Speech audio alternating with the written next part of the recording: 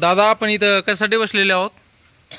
भारतीय राज्यघटनेच्या आधारावर सर्व धर्म समभाव तरुण पिढीला रोजगार मिळण्यासाठी आपण जे इथं उपोषण चालू केले, आज जवळपास 7वा दिवस आहे, तर या उपोषणातून तुमची मागणी काय असेल? माझी मागणी एकच आहे. भारतीय राज्यघटनेच्या कलम 14, 16, 19, 21, 23, 39, 41 या कलमांच्या आधारावर वसती शाळेतल्या जे तरुण होते 12वी पदवीधर त्यांना पोस्टाद्वारे शिक्षण देणं आणि त्यांना ज्या पद्धतीने शिक्षक म्हणून तुम्ही नेमून केले, तसं मी आणि माझ्यासोबत 1,34,000 तरुण आहेत.